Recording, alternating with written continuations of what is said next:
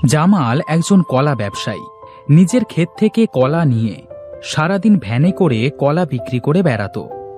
কলা বিক্রি করে তাদের সংসার চলত। জামালের কোনো সন্তান না থাকায় তার বউ সারাদিন মন খারাপ করে বসে থাকত। বউ, ও বউ, এইভাবে মন খারাপ করে বসে আছো যে? কি আর করবো, ওপরওয়ালা কি কোনো দিন আমাদের সন্তান দেবে না? এইভাবে বলো না, দেখবে ওপরওয়ালা যদি চায় ঠিক একদিন আমরা বাবা মা হব। মন খারাপ করো না। হ্যাঁ, ওপরওয়ালা দেবে। তা তুমি এত সকাল সকাল কোথায় যাচ্ছ? মাঠে যাচ্ছি গো, দেখি আজ কলা পেকেছে নাকি। কলা পাকলে তা আবার বিক্রি করতে যেতে হবে। আচ্ছা যাও, তবে তাড়াতাড়ি ফিরে এসো কিন্তু। আচ্ছা, তুমি ভাত রান্না করো, এসে ভাত খাবো।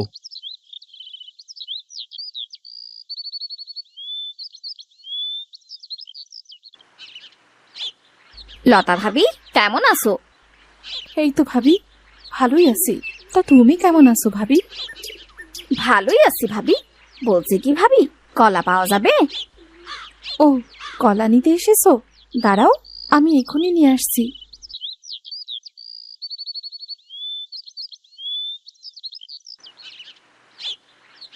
ভাবি, এই নাও কলা।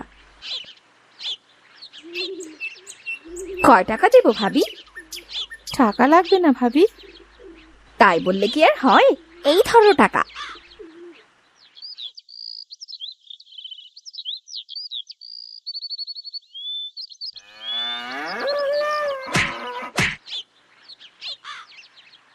এই ধর ধর, এই জামাল ভাইকে ষাঁড়ে গুঁতো মেরেছে। এই জামাল ভাই, ওঠো ওঠো ওঠো। আহ আহ, এ কি, আমি উঠে দাঁড়াতে পারছি না কেন? আরে ও জামাল ভাই, তোমার তো মনে হয় পা ভেঙে গেছে গো। হায় হায়, এ কি সর্বনাশ হলো আমার। এই শিবলু, ধর ধর, জামাল ভাইকে ধরে বাড়িতে দিয়ে আসি।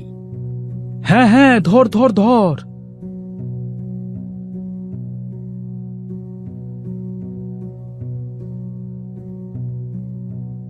লতা ভাবি, ও লতা ভাবি। কে ডাকছে? আসছি। হোগো, তোমার কি হয়েছে? ষাঁড়ে গুঁতো মেরে ফেলে দিয়েছে বউ। পাটা মনে হয় ভেঙে গেছে গো, ভেঙে গেছে। ও খোদা, এ কি সর্বনাশ হলো আমার! হায় হায় হায় হায়, এ আমার কি হয়ে গেল গো! এই ভাবি, কান্নাকাটি পরে করো, আগে ভাইকে ঘরের মধ্যে নিয়ে যাও। আর শিবলু, এই যা তো, কবিরাজ মশাইকে ডেকে নিয়ে আয় তো। আচ্ছা আচ্ছা, আমি যাচ্ছি।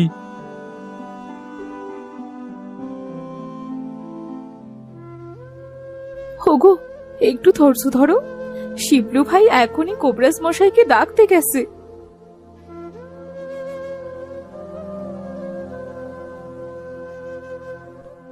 জামাল আর চলাফেরা করতে পারবে না। ওর শুধু পায়ে আঘাত লাগেনি, মাজায় বেশ আঘাত পেয়েছে। আর যা অবস্থা দেখছি, তাতে আমার মনে হচ্ছে সারা জীবনের জন্য আর চলতে পারবে না ও। হে কি বলছেন কবিরাজ মশাই? উনি ছাড়া যে আমার কেউ নাই। ওনাকে সুস্থ করার কি কোনো উপায় নেই? আমার কাছে যদি অন্য কোনো উপায় থাকতো, তাহলে আমি কি চেষ্টা করতাম না মা? জামাল যে আমার সন্তানের মতো, ওর জন্য তো আমার খুব মায়া হচ্ছে। ওগো, বিধাতা হয়তো এটাই চেয়েছিল, তাই হয়েছে। তুমি কেঁদো না বউ। আমি এখন চলি বৌমা।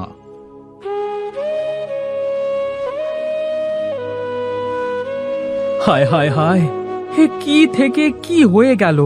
এখন এই সংসার কে চালাবে গো? তুমি কোনো চিন্তা করো না, আমি সংসার ঠিক চালাতে পারবো। কি করবে তুমি? তুমি তো মেয়ে মানুষ, না পারবে মাঠে কাজ করতে, না পারবে আমার মতো ভ্যান চালিয়ে গ্রাম গ্রাম গিয়ে কলা বিক্রি করতে। তুমি চিন্তা করো না, দরকার হলে আমি ভ্যান চালিয়ে কলা বিক্রি করব।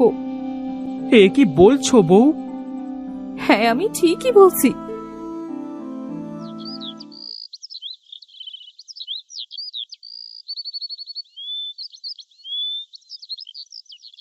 এই কলা নেবেন? কলা, পাকা কলা, কাঁচা কলা, কলা নেবেন? কলা। আহারে, এই দেখ শিবলু, রতন ভাই অসুস্থ হওয়ায় এখন লতা ভাবিকে ভ্যানে করে কলা বিক্রি করতে হচ্ছে। কি আর করবে, তারা তো কারোর কোনো সাহায্য নেবে না। হ্যাঁ রে, জামাল ভাই খুব ভালো মনের মানুষ ছিল, সবার বিপদ দেখলে নিজে আগে এগিয়ে যেত। কলা নিবে? কলা। এই যে, এইদিকে আসেন, এইদিকে।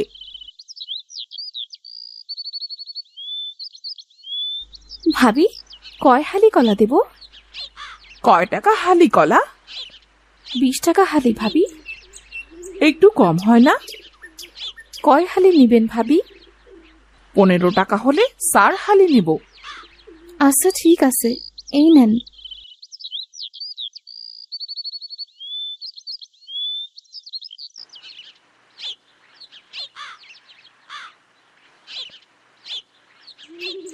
দাদা, আমায় কিছু ব্যথার বড়ি দিন তো। হ্যাঁ হ্যাঁ, দিচ্ছি, এই নাও। কয় টাকা হয়েছে দাদা? টাকা লাগবে না ভাবি, আপনি আমাকে 2 হালি কলা দিয়ে যান। জামাল ভাই তো রোজ আমার দোকানে এসে কলা দিয়ে যেত। আচ্ছা ঠিক আছে, এখন থেকে আমি রোজ এসে আপনার দোকানে কলা দিয়ে যাব।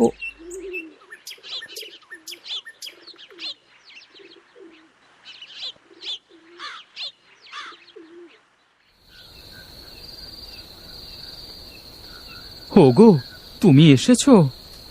হ্যাঁ গো, এই তো আসলাম। আমার জন্য তোমায় কত কষ্ট করতে হচ্ছে। কি বলছো এসব? আজ আমি যদি অসুস্থ হতাম তাহলে তুমি আমাকে এইভাবে রোজগার করে খাওয়াতে না? এটা কি বললে বউ? আমি তো ছেলে মানুষ, আর তুমি মেয়ে মানুষ। তোমার কত কষ্ট হচ্ছে গ্রাম গ্রাম ঘুরতে। না গো না, কোনো সমস্যা হচ্ছে না। জানো, আজ অনেক টাকার কলা বিক্রি হয়েছে। যাক, ভালো, এখন ভাত খেয়ে ঘুমিয়ে পড়ো। হ্যাঁ গো, কাল ভাবছি পাশের গ্রামে যাব।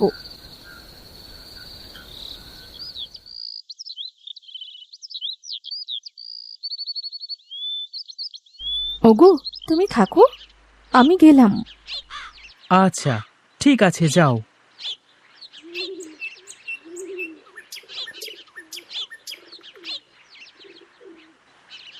কলা নেবেন? কলা। কত টাকা কলা? 20 টাকা হালি।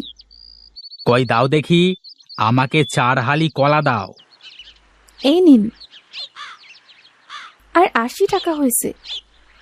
এই নাও তোমার টাকা। লতা এইভাবে সারা দিন কলা বিক্রি করতে থাকে। কলা বিক্রি করতে করতে এক গ্রাম থেকে অন্য গ্রামে চলে যায়। সেই গ্রামে সারা দিন কলা বিক্রি করে সন্ধ্যার সময় বাড়ির দিকে রওনা দেয়। হায় হায়, আজ যে অনেক রাত হয়ে গেল, এখন আবার ওষুধ কিনে বাড়ি যেতে হবে। যাই যাই, পা চালিয়ে যাই। কেউ কি আসো? আমায় একটু খেতে দেবে? আমার যে খুব খিদে লেগেছে। এ কি, মনে হচ্ছে কেউ ক্ষুধার যন্ত্রণায় কান্না করছে।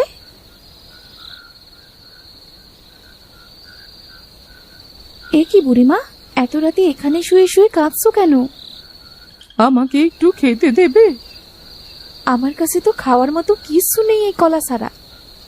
তাই দাও, আমার যে খুব খিদে লেগেছে।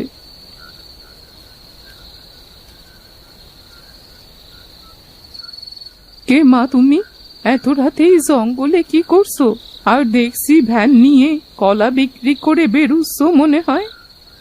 হ্যাঁ বুড়িমা, আমার স্বামীটা অনেক অসুস্থ, এই জন্য আমার ভ্যানে করে কলা বিক্রি করে সংসার চালাতে হয়। কি হয়েছে তোমার স্বামীর? সে সারে গুঁতো মেরে ফেলে দিয়েছিল, তারপর থেকে আর হাঁটতে পারে না। আহারে, তাহলে তো তোমার অনেক কষ্ট মা। আর তোমার কি কোনো সন্তান নেই? না, আমার কোনো সন্তান নেই। আচ্ছা বুড়িমা, আপনি থাকেন, আমি যাই। অনেক রাত হয়েছে, না হয় আমার স্বামী আবার খুব চিন্তা করবে। দাঁড়াও মা, এই নাও, এই কলাটা নিয়ে যাও। এই কলা খাওয়ালে তোমার স্বামী ভালো হয়ে যাবে, আর তুমি এই কলাটা খাবে, দেখবে ওপরওয়ালা তোমাদের মনের আশা পূর্ণ করবে। সত্যি বলছেন মা?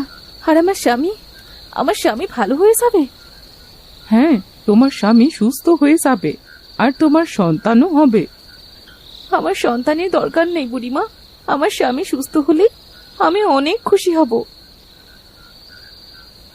আচ্ছা যা, বাড়িতে চলে যা এখন।